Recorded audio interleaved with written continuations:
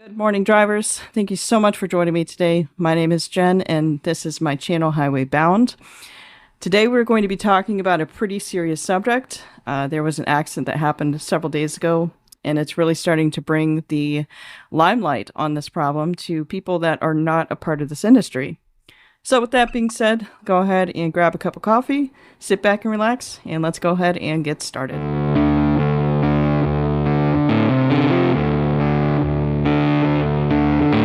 All right, drivers. So for those that have not heard, there was a driver in Florida that was on the turnpike. He decided that he missed his exit, and instead of going 30 miles down to the next exit, he was going to make an illegal U-turn. The problem is as he was making that U-turn, there was a minivan that was coming up behind him that ran into his trailer, and it killed all three people inside of that van. So what I'd like to do is watch this video with you guys, and we're going to kind of slow it down a little bit, and I'm going to give my feedback, some things that I've heard of people talking about with this situation, and we're going to kind of dive in further and go over how big of a deal this problem really is in this industry. So let's go ahead and watch the video. We are learning new details tonight about that truck driver accused in last week's deadly crash over on the Turnpike in Fort Pierce. Yes, right. And for the first time, video from inside the cab shows the exact moment of impact. Yeah, CBS 12's Katie Benty is joining us tonight live with how this case has sparked a national debate over immigration and trucking safety. Well, Jim, Luli, this is really about more than just one bad U-turn. The truck driver accused of causing it is undocumented, licensed in California under a controversial law. And now new video taken inside his cab shows the very moment that everything went horribly, horribly wrong. Video circulating online shows the shocking view from inside a semi as a minivan slams into the trailer and wedges underneath. Troopers say that driver, 28-year-old Harjinder Singh, had just made an illegal... Okay, I want to show you guys something real quick. I've heard a lot of people say, and a lot of people comment, that why didn't the minivan driver slow down? The minivan driver could have prevented this. They could have stopped. No, they couldn't have. Watch this video, okay? We're at 48 seconds right here. Let me rewind a little bit. That driver, 28-year-old... Okay, he's starting to turn right now. He's either looking at the mirror or he's looking at the median crossing is. One of the two. I can't 100% determine what he's exactly looking at. But he had to have seen this guy coming up. The Harjinder... Okay, we started at 48 and a half, probably. So at 49. Singh had just made an... 50. This guy is right here. I don't know if you guys can see that. That is the minivan driver. Now, let me tell y'all something about the turnpike, okay? The farther south you go on the turnpike, the crazier it gets. People do not go the speed limit on the turnpike. Is that a problem? Yes, it is. Okay? I think the general population, whether you're in a truck or in a car, we need to slow down. People are driving way too fast over the last few years, especially. We need to slow down. So I guarantee this guy in this minivan is not doing 70 miles an hour. He's probably closer to 80. Okay. We're at 50 seconds. He's crossing right here, as you can see. He's starting to hit the emergency lane on this side. That's the van. They say it takes average about 2 to 3 seconds for your brain to like say, hey, something's going on, and to like start to react, right? That's if you're like truly paying attention. So 50 seconds. Illegal U-turn, cutting a... 51, 52. Across the Florida... 53. Not even 53. So less than 3 seconds. So go back. Go back to 48. This is when he's just starting the turn. Harjinder Singh had just made an illegal U-turn. Nobody expects the truck to do this. I don't. Nobody expects a truck to just randomly cut across all lanes of traffic to make an illegal U-turn. Nobody. I don't expect a car to do it. I don't expect anybody to do it. If I see a police officer starting to get in the left lane, or if I see a firefighter or somebody getting in the left lane, and I notice there's a median up ahead, I back off. Because they're the ones that are supposed to be using this, right? I don't expect this. Cutting across the floor. Just like that. And you can, it kind of looks like they're skidding, to be honest, right there. You can kind of see some smoke right here if you look closely. And it kind of looks like he's at it. I don't know. It kind of, to me, it looks like they're kind of skidding at that point. The Florida Turnpike in. But anyways, let's go ahead and move on because I don't want to keep watching that. Tuesday, the move left his big rig blocking all northbound And this is the result of it. This is what happens. lanes. The minivan had no time to brake. All 3 people inside from Broward and Miami-Dade counties were killed. Singh is now charged with 3 counts of vehicular homicide. He's being held in the St. Lucie County Jail with an ICE detainer, meaning he'll be deported after his criminal case. Federal records show Singh entered the U.S. illegally through the southern border in 2018. Records also show he got his commercial license in California. I'm all about giving people opportunities. I'm all about legal immigration. I think it really can boost the country as a whole when you have legal immigrants. I truly do. I'm all for it. I don't care, and most of us don't care in the industry what you look like, as long as you are safe at what you're doing, and as long as you are able to understand the English language, we don't care. Now, there are legitimately racist drivers. I don't know if you guys have been on the CB lately, but like there are some really stupid people out there, right? Like, let's be that's any industry though. Okay. This is why we have been begging people to help us fix this for years. We're not being racist, guys. This is the problem. This is why. This never should have happened. The people in this minivan right here should not have been in this situation at all. None of them. Called AB 60 passed in 2013. So AB 60, let's look this up.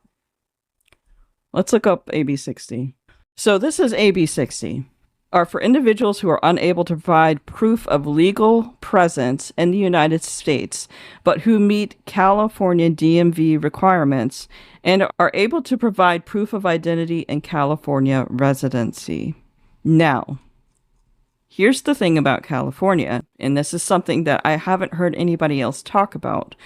People are going to say, yeah, they have to provide proof of identity and California residency and meet the DMV requirements. Well, CDL, you have to take the tests, right?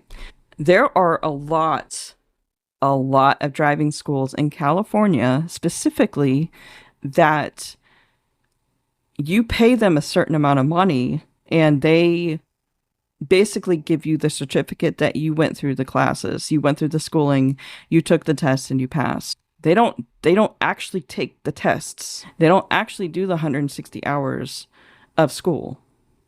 They pay these people money and they end up with a license. I put money on it. That that's what happened here. So yes, the SB 60 is basically, you don't have to prove that you're a US citizen. You can just get your license. That's what it is. Okay. Passed in 2013, undocumented immigrants can apply for driver's license, even commercial ones. The state argues it's safer to have everyone licensed, tested, and insured. It's safer to have everyone licensed, tested, and insured. So it's a money pit. They want more money. It's not safer. Florida's highway safety director called Singh's actions, quote, shocking and criminal. And longtime trucker Grant Maxey says industry standards need a closer look. It's been a big problem in the last 5 to 8 years. He is 1000% right. I've noticed ever since the shutdown during the pandemic in 2020, the January after, when like the freight market went absolutely bananas. I don't know if you guys remember that. And like everybody was buying trucks and it was like $15,000 a mile. Do you guys remember that? it just went bananas there for a while. That's when all of this really, really ramped up. It really escalated into the problem. There's more and more of this every single day. With it, it really is. There's a lot more people that are holding CDLs that cannot speak or read English. The Department of Homeland Security told CBS 12 News it filed the detainer to keep Singh in custody, blaming California's leadership and licensing policy for putting him behind the wheel in the first place. Now here in Florida, semis are banned from using those official use only turnarounds. Troopers say Singh did it anyway, and that decision cost 3 lives. Reporting live from the Florida Turnpike, I'm Katie Benty, CBS 12 News. Watch this video with you guys. It looks like DeSantis is sending for extradition of him because he ended up back in California. I don't know if you guys realize this when he was arrested.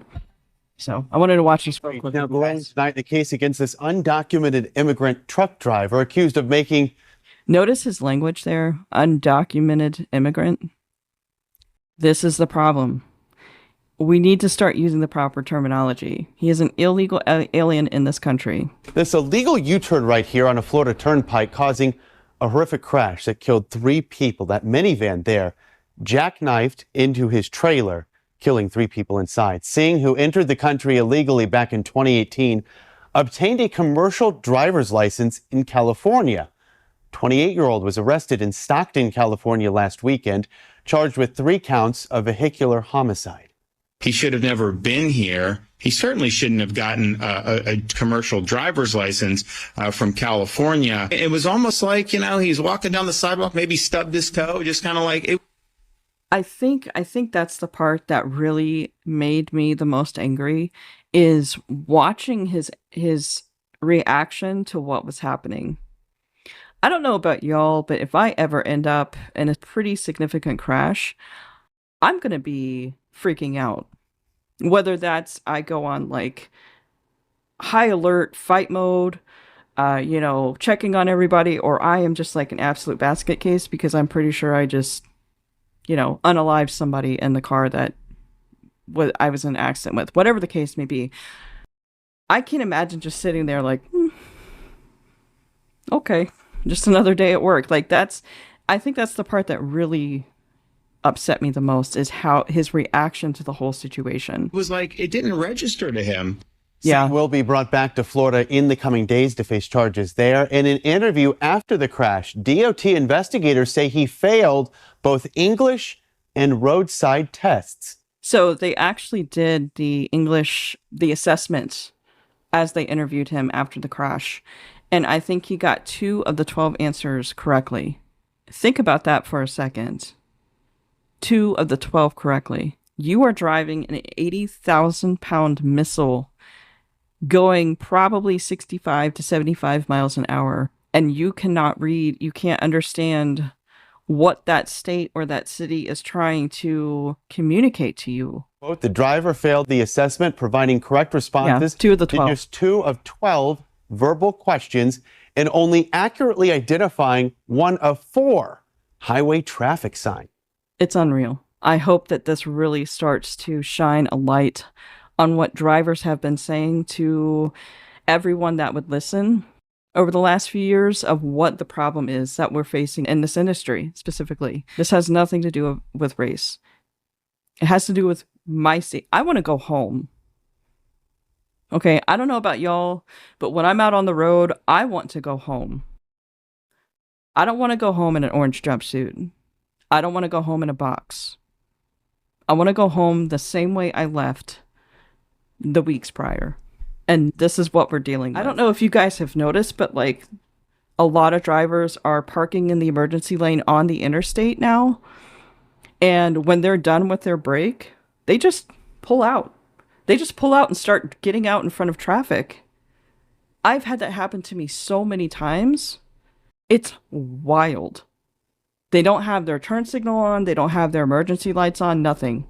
They just, you see them put in the brakes, and then they just start pulling out like you're just gonna stop. This is the problem. Okay.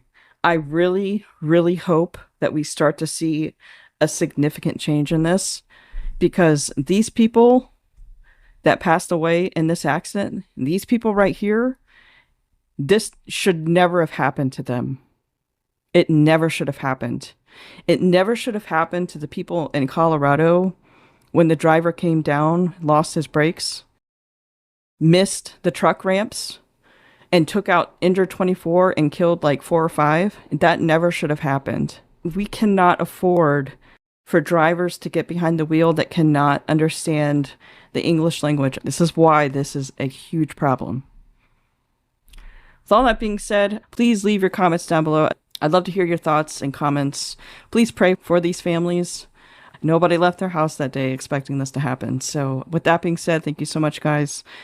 Thank you for watching the video, and I will see you next week.